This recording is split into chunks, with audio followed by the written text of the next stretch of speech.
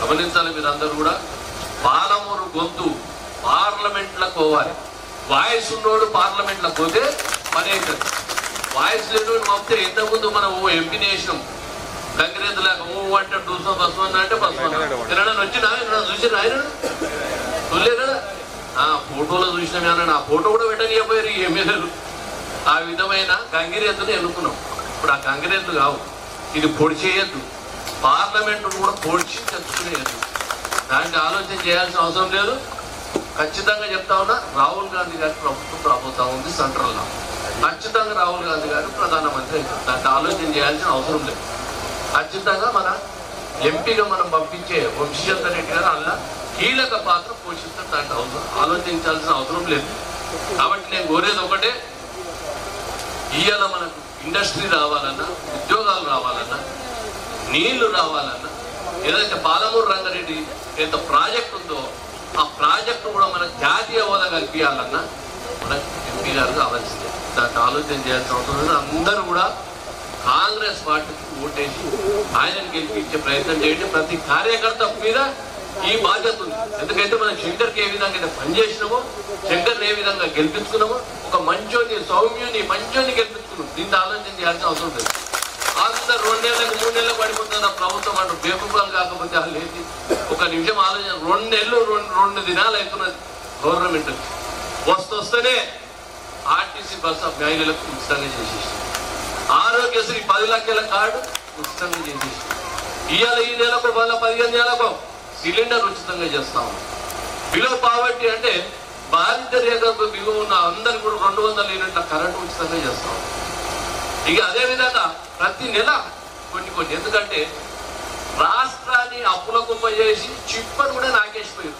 ఏం మిగలకుండా ఉన్న భూముల మీరు ఎవరి ప్రజల భూములన్నీ కూడా అన్ని అమ్మేసి దాంట్లో ఏమి లేకుండా చేసి పారేసి ఈ విధంగా కేసీఆర్ పాలన జరిగింది. కాబట్టి ఇప్పుడు లేదు. ఏదైతే మన ఎమ్మెల్యే గారు ఉన్నారో ముఖ్యమంత్రి గారికి అతి సన్నిధుడు. దాన్ని ఆలోచించాల్సిన అవసరమే లేదు. ఏడవైనా శంకర్, నువ్వు ఢిల్లీలో పోయినామన్నా ఫోటో చూసి కదా, శంకర్ పక్కకు ఉండాల్సిందే. ఆయన మీద మంచి అభిప్రాయం ఉంది. ఆయన అడిగితే ఎంత ఫండ్స్ అని ఇయ్యనికే అవకాశాలు ఉన్నాయి. ఆయనకు ఇంకా మంచి పదవి ఇవ్వాలనే ఆలోచనలో ఆయన మైండ్ ఉంది. దానికి ఆలోచన చేయాల్సిన అవసరం లేదు.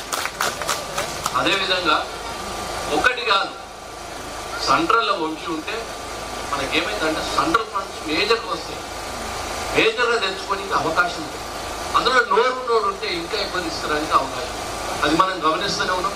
ఖచ్చితంగా ఆయన ఓటు చేయాల్సిందే, గెలిపించుకోవాల్సిందే.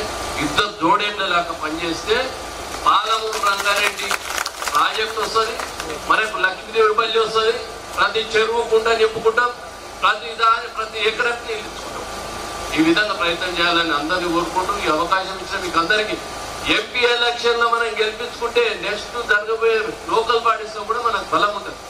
ఇక టీఆర్ఎస్ పార్టీ అది బీఆర్ఎస్ పార్టీ అయిపోయింది. బీఆర్ఎస్ పార్టీ పొంద విఘ్నం అయిపోయింది. బీఆర్ఎస్ పార్టీ లేదు. ఇది ఒకటే గమనించాలి. ఊళ్ళో ఇంకా ఆలోచన విధానం మారిపోవాలి. ఇంకెవడా ఉన్నా కూడా మారిపోవాలి. ఎందుకంటే బీఆర్ఎస్ అనేది అయిపోయింది. BRS close. ఏమి కొట్లాడినా మనం బీజేపీ కాంగ్రెస్ కొట్లాడటం సంగతి. బీజేపీ ఈ గతంలో చూసినాం మనం ఎన్ని మాటలు చెప్పింది. ఒక్కనాడు కూడా ₹1 ఇచ్చిన పాపన కూడా 15 లక్షల రూపాయలు అందరు అకౌంట్లోకి వేస్తారు. ఏమన్నా వచ్చినా ఏమన్నా అందరికి ₹1 కూడా రాలేదా? ఒక్కటి గట్లోంటి మోదీ మనం వేద్దామా? మళ్ళా మనం వేద్దామా? కాబట్టి మాయ మాటలు నమ్మకుండా కాంగ్రెస్ పార్టీ ఏదైనా చెప్తే తూచా తప్పకుండా పాటించేది కాంగ్రెస్ పార్టీ. కాబట్టి యాక్చువల్లీ కూడా మేమైతే 6 గ్యారెంటీ చెప్పినామో ఖచ్చితంగా ఇస్తాం, అమలు చేస్తాం. దానికి ఆలోచన చేయాల్సిన అవసరం లేదు. మేము ఖచ్చితంగా చేతి గుర్తుకు ఓటేసి గెలిపించాలని కోరుకుంటూ